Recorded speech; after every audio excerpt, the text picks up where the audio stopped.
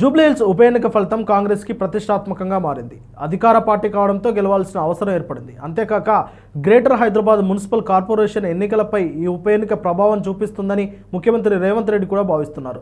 అందుకే గెలుపు కోసం స్వయంగా రంగంలోకి దిగారు.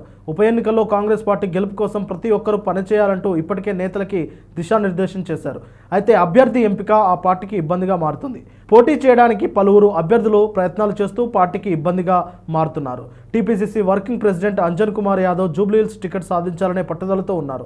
అక్కడ పోటీ చేసి గెలిస్తే ఖచ్చితంగా మంత్రి పదవి ఇవ్వాలని కూడా అంటున్నారు. అంతటితోటి ఆగని ఆటను తమ సామాజిక వర్గానికి మంత్రివర్గంలో సరైన ప్రాతినిధ్యం లభించలేదని అసంతృప్తి వ్యక్తం చేస్తూ ఈ డిమాండ్ చేశారు. మరోవైపు ఖైరతాబాద్ ఎమ్మెల్యే దానం నాగేందర్ కూడా పార్టీ ఆదేశిస్తే ఏ నియోజకవర్గం నుంచైనా పోటీకి సిద్ధమని తెలిపారు.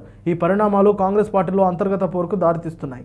అలాగే నవీన్ యాదవ్తో పాటు పలువురు నేతలు రేసులో ఉన్నారు. ఇలా నాయకుల మధ్య విభేదాలు బయటపడడం పార్టీ గెలుపు అవకాశాలను దెబ్బతీస్తుందని చెప్పవచ్చు. ప్రస్తుత పరిస్థితుల్లో జూబ్లీహిల్స్ టికెట్ ఎవరికి దక్కుతుంది అనేది కీలకమే. పార్టీలో టికెట్ పోరు ఎలా ఉన్నా గెలుపు కోసం సీఎం రేవంత్ రెడ్డి తనదైన ప్రయత్నాలు చేస్తున్నారు. కాంగ్రెస్ పార్టీ తరఫున బరిలో దిగే అభ్యర్థి ఎవరనే విషయాన్ని ఏఐసీసీ చూసుకుంటుందని నేతలకి చెబుతున్నారు.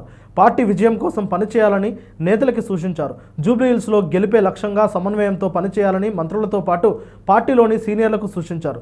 ఇక ఈ ఉప ఎన్నిక గెలుపు కాంగ్రెస్ పార్టీకి అనుకూలంగా ఉందని ఇప్పటికే సర్వేలు స్పష్టం చేశాయని సీఎం నేతలకి వివరించారు. సానుభూతి ఎజెండాతో బీఆర్ఎస్ ప్రచారానికి వెళ్తే తాము అభివృద్ధి సంక్షేమమే ఎజెండాగా ఎన్నికల ప్రచారం చేస్తామని సీఎం అంటున్నారు. ఇక హైదరాబాద్లో బీఆర్ఎస్ ప్రభుత్వం చేసిన అభివృద్ధి డొల్లా అని చెబుతున్నారు. గ్రేటర్ పరిధిలో పుంజుకోవడానికి ఈ ఎన్నికలను సమర్థవంతంగా వినియోగించుకోవాల్సి ఉందన్నారు. సీఎం రేవంత్ రెడ్డి స్వయంగా గెలుపు కోసం ప్రయత్నాలు చేస్తున్నా నేతల్లో ఐక్యత లేకపోతే ఇబ్బందులు తప్పవు. ఇప్పటికే నవీన్ యాదవ్కి టికెట్ ఖరారైందని అంటున్నారు. ఆయనకే ఇస్తారా, నియోజకవర్గం బయటకు వారికి ఇస్తారా, ఎవరికి ఇస్తే మిగతా వారు ఏ మేరకు సహకరిస్తారు అనేది కాంగ్రెస్ గెలుపు అవకాశాలను నిర్దేశించే ఛాన్స్ ఉంది.